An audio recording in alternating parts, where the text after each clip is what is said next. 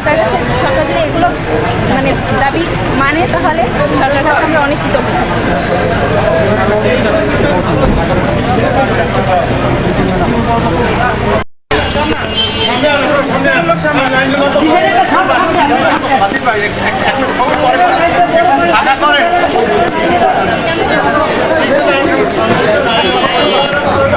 ফাঁকা করার লোকগুলা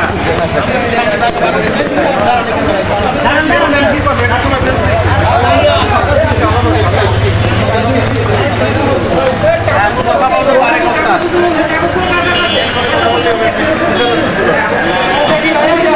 বড় ভাই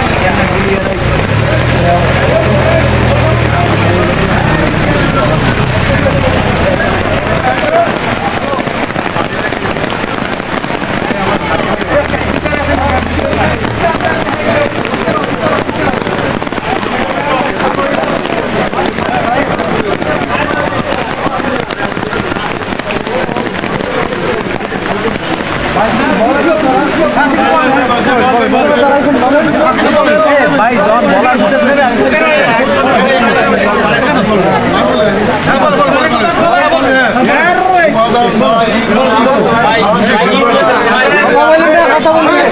সুপরিকল্পিত হত্যাকাণ্ড তথা কথিত বিদ্রোহ না করে পরিকল্পিত হত্যাকাণ্ড হিসাবে আখ্যায়িত করতে হবে। উক্ত ঘটনার প্রেক্ষিতে গঠিত সকল প্রশ্নের বিশেষ আদালতকে নির্বাহী আদেশে বাতিল করতে হবে। চাকরিচ্যুত সকল পদবী বিডিআর সদস্যদেরকে পূর্বের সকল সুযোগ সুবিধা সহ চাকরিকে পুনর্বহাল করতে হবে। বিশেষ আদালত কর্তৃক বিভিন্ন মেয়াদে সাজা ভোগকারী বিডিআর সদস্যগণ যারা প্রশাসনের মামলায় দীর্ঘ 16 বছর যাবৎ কারা অন্তরীণে আছে তাদেরকে অতি দ্রুত সকল মামলা হতে অব্যাহতিপূর্বক মুক্তি দিতে হবে। হত্যাকাণ্ড মামলা মহামান্য হাইকোর্টের বিচারকগণের রায়ের পর্যবেক্ষণ অনুযায়ী পিলখানা হত্যাকাণ্ড ঘটনার মোটিভ উদ্ধার ও কুশলবোধের শনাক্তকল্পে স্বাধীন তদন্ত গঠন করতে হবে। পিলখানা হত্যাকাণ্ডে শাহাদত বরণকারী 57 জন সেনা কর্মকর্তা সহ 74 জনকে শহীদের মর্যাদা দিতে হবে। 25শে ফেব্রুয়ারির দিনটিকে পিলখানা ট্র্যাজেডি দিবস হিসাবে পালন করতে হবে। পিলখানা হত্যাকাণ্ডের ঘটনা পরবর্তী তদন্ত, জিজ্ঞাসাবাদ, নিরাপত্তা হেফাজত যে সকল নির্বাহী বিডিআর সদস্যদের নির্যাতনপূর্বক হত্যা করা হয়েছে তাদের তালিকা প্রকাশপূর্বক মৃত্যু সকল পদবীর বিডিআর সদস্যদের পরিবারকে ক্ষতিপূরণ সহ পুনর্বাসন করতে হবে। তদন্ত, জিজ্ঞাসাবাদ, নিযুক্ত হত্যাকাণ্ডে জড়িত আইন শৃঙ্খলা বাহিনীর সদস্যদের শনাক্তপূর্বক বিচারের আওতায় এনে দৃষ্টান্তমূলক শাস্তির ব্যবস্থা করতে হবে এবং ওই সময়কার ফ্যাসিস্ট সরকারের যে সকল নেতাকর্মীরা জড়িত ছিল তাদেরকে স্পেশাল ট্রাইব্যুনাল কোর্ট এর মাধ্যমে দৃষ্টান্তমূলক শাস্তির ব্যবস্থা গ্রহণ করতে হবে। এই কথাই আমাদের ছিল দাবি। আসসালামু আলাইকুম। আমরা বিডিআর সদস্য পিরোজপুর জেলা সকল সদস্য একত্রিত হয়েছি আমাদের দাবির জন্য। আমাদের প্রধান দাবি কারাগারে যারা বন্দী এখনও আছে তাদেরকে অনতিবিলম্বে মুক্তি দেওয়া হোক। দ্বিতীয়, আমরা যারা সাজা ভোগ করে চাকরিচ্যুত হয়েছি তাদেরকে চাকরিতে পুনরায় বহালের জন্য আমরা জোর দাবি জানাচ্ছি। আর আমাদের যারা মারা গেছে তাদের পরিবার পরিজনকে তাদের নিরাপত্তা, তাদের ভরণ পোষণের দায় দায়িত্ব এই সরকারকে নিতে হবে। এজন্য যা কিছু করণীয় সে ব্যবস্থা গ্রহণ করবে, এটা আমাদের আবেদন।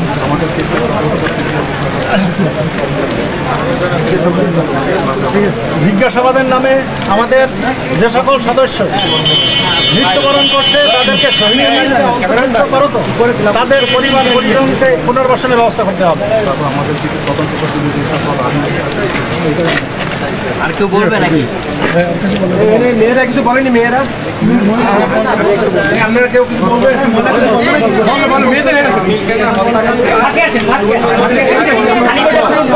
যারা শহীদ হয়েছে শহীদ মর্যাদা দিতে হবে।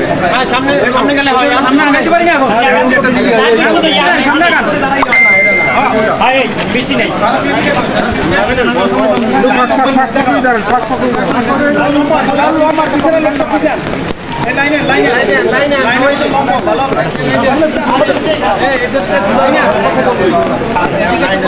হ্যাঁ বলেন।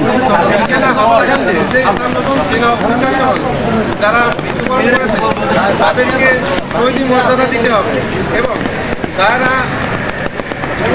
তাদের চাকরিচ্যুত বিডিআর সকল সদস্যকে চাকরিতে পুনর্বহাল এবং চাকরির সকল সুযোগ সুবিধা দিতে হবে এবং যারা এখনো কারাবন্দী অবস্থায় কারাগারে সন্তানী আছে তাদেরকে কারাগার থেকে মুক্তির ব্যবস্থা করতে হবে এবং এই হত্যাকাণ্ডের সাথে যারা জড়িত তাদেরকে গ্রেফতার করে আইনের মাধ্যমে তাদেরকে দৃষ্টান্তমূলক শাস্তির ব্যবস্থা করতে হবে। আর কেউ বলবে? মেয়েরা কি বলবে?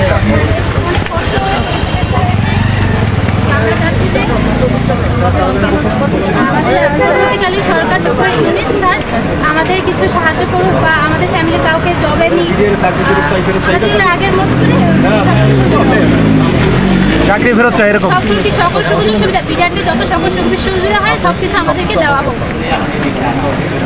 দেখি ভাই এই জায়গাটা একটু খালি করতে হবে। দেখি এই জায়গাটা বিডিআরের চাকরি ফেরত চাই বিডিআরের চাকরি ফেরত চাই বিডিআরের চাকরি বিডিআরের চাকরি বিডিআরের চাকরি বিডিআরের চাকরি নিরপরাধভাবে আমাদের চাকরিকে প্রদর্শিত করা হয়েছে, আমরা এর বিচার চাই। আমাদের চাকরি ধ্বংস করা হয়েছে, আমরা এর বিচার চাই। শেখ হাসিনার বিচার চাই, খুনি শেখ হাসিনার বিচার চাই। সরকারিয়া খুনি শেখ হাসিনার বিচার চাই।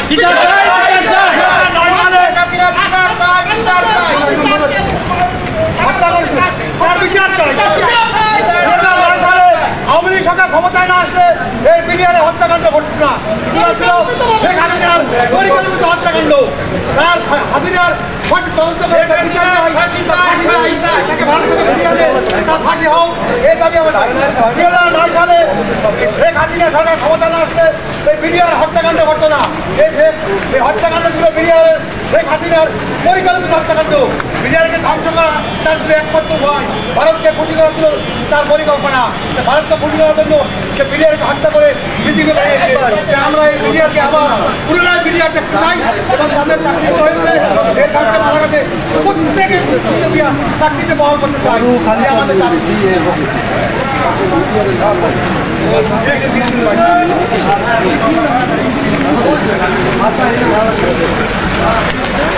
সামনে চলে